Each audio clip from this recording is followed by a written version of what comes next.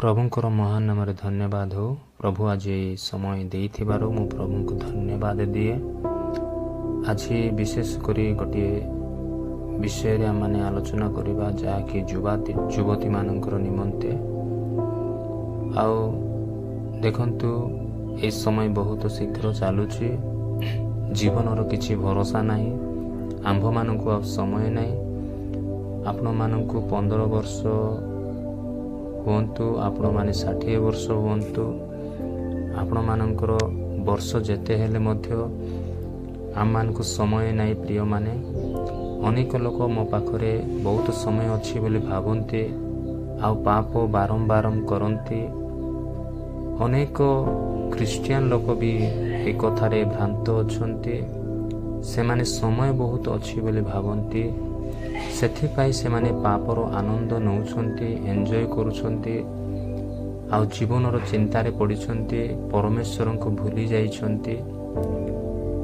तो मु कहिबा को चाहे आपण माने भ्रांत हुंतु नाही। ए जगत को भरोसा करंतु नाही। आंभ मानकु आ समय नाही। आपण माने प्रभु यीशु ख्रिस्टंकर सुसमाचार को जानिछंती। आपण जो वीडियो को देखुछंती आपण विश्वास करंती कि या सत्य अटे। जदि मानुछंती विश्वास करुछंती यीशु ख्रिस्टंकर सुसमाचार सत्य अटे तो काहेकि आपणकर जीवन रे प्रभुंकर वाक्य द्वारा चालू ना हो। काहेकि सेमिति जीवन बिताउछ। गोटे मिथ्या कथा गोटे परमेश्वरंकर द्वारा आसे नाही। एमिति गोटे मिथ्या कथा मंडली जीवा लोक मध्य मानुछंती। से मिथ्या विषय होछि आपण जेमिति जीवन मध्य काटी पारिबे। ए जगत रे थिबा समय रे तुमर जहा इच्छा करि पारिबे एमिति प्रचार चलीछि। किंतु यह गोटे बहुत बड़ रंग टीचिंग अटे। ए शिक्षा रे शैतान खुशी होइथाय। किंतु पवित्र वाक्य कहे रोमियो 13 अध्याय 11 पद रे ए समय निद्रारो जागृत होबार समय। आम माने जागृत होबार समय अटे। आ प्रथम कोरिन्थियो 6 अध्याय 18 पद रे लिखा जाय बेविचार ठारू पलायन करो। बेविचार ठारू आम माने पलायन करिबा तो काहेकि से पाप करूछंती, काहेकि से पाप रे आनंद नउछंती। दिने या आपणकर जीवन को बर्बाद करिदेबे। जो मनुष्य ठारे एक शरीर हेउछंती जार कि इच्छा नहीं विवाह करिबा पाए जो युवती जदि से युव विवाह करने को चाहूँगी ताहले से अपेक्षा करिबो। किंतु अनेक ख्रिस्टियन युवती भी अछंती निजको निजे से युवा हस्तरे दे देइछंती। किंतु सेथिरु केही भी निजर जीवन को प्रभु को पाखरे संयुक्त करि नाहंती। किंतु हेले भी प्रभु यीशु ख्रिस्ट तुमर पाई मोर पाई प्राण देले।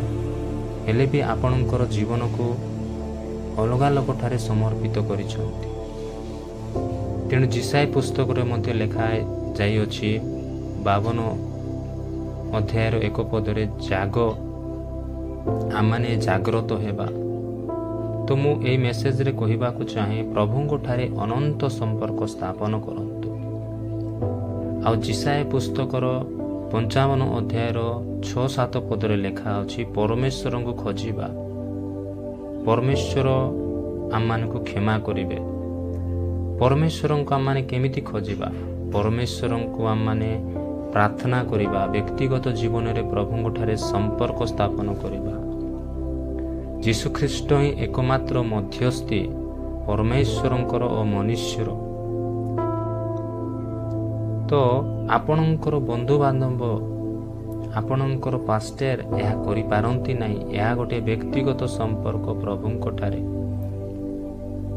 जेबे आम मानकर विचार हेबो केवल आंभ मानकर पर्सनाल आमर विचार हेबो। जेबे आमे प्रभुंक सम्मुख रे छिड़ा हो तो आमे व्यक्तिगत भाव रे हिसाब देबा को हेबो। आमे जणे ही छिड़ा हेबा को पड़िबो। आम पाखरे स्त्री नथिबो, संतान नथिबे, आपणकर स्वामी पाखरे नथिबो, पास्टर मध्य नथिबे। आंभको एमाने गाइड करि पारिबे किंतु विचार समय रे निजे हिसाब देबा को हेबो। ତେଣୁକରି ଅନ୍ୟକୁ ଆପଣ ଭରସା କରନ୍ତୁ ନାହିଁ। ଆପଣ ନିଜେ ବ୍ୟକ୍ତିଗତ ଭାବରେ ପ୍ରଭୁଙ୍କୁ ଖୋଜନ୍ତୁ, ପ୍ରାର୍ଥନା କରନ୍ତୁ। ତେଣୁ ଆଜି ସମୟ କାଢ଼ନ୍ତୁ, ପ୍ରଭୁ ଯୀଶୁଙ୍କୁ ପ୍ରାର୍ଥନା କରନ୍ତୁ। ନିଷ୍ପତ୍ତି ଆପଣଙ୍କର ଅଟେ। ଆପଣମାନେ ନିଷ୍ପତ୍ତି ନିଅନ୍ତୁ, ପ୍ରଭୁଙ୍କଠାରେ ଫେରନ୍ତୁ। ପ୍ରଭୁ ଦୟା କରିବେ, କ୍ଷମା କରିବେ। ଦିନେ ଏମିତି ସମୟ ଆସିବ ପ୍ରଭୁଙ୍କୁ ଖୋଜିଲେ ମଧ୍ୟ ମିଳିବେ ନାହିଁ। ଆଜି ସମୟ ଅଛି, ପ୍ରଭୁଙ୍କୁ ଖୋଜନ୍ତୁ। ଆଜି ସମୟ ଅଛି, ପ୍ରାର୍ଥନା କରନ୍ତୁ। ପ୍ରଭୁ ସାହାଯ୍ୟ କରିବେ। ମନ୍ଦତାରୁ ଦୂର ହୁଅ। ଯାହା ପ୍ରଭୁ ଘୃଣା କରନ୍ତି ତାହା ଆମ୍ଭେ ମଧ୍ୟ ଘୃଣା କରିବା। ସେ ସବୁକୁ ପରିତ୍ୟାଗ କରିବା, ଅନୁତାପ କରିବା, ପରମେଶ୍ୱରଙ୍କର ଇଚ୍ଛାରେ ଚାଲିବା। ଆପଣଙ୍କର ଜୀବନରେ କିଛି ଗୁପ୍ତ ପାପ ଅଛି କି? ଆପଣ ଛଡ଼ା କେହି ବି ଜାଣିନାହାନ୍ତି, ତାହା ଲମ୍ବା ସମୟ ଯାଇ କରୁଛନ୍ତି, ଯାହା ଆପଣଙ୍କର ଅଭ୍ୟାସ ହୋଇଯାଇଛି। ପ୍ରିୟମାନେ, ଆଜି ସୁଯୋଗ ଅଛି, ପ୍ରଭୁଙ୍କଠାରେ ପ୍ରାର୍ଥନା କର।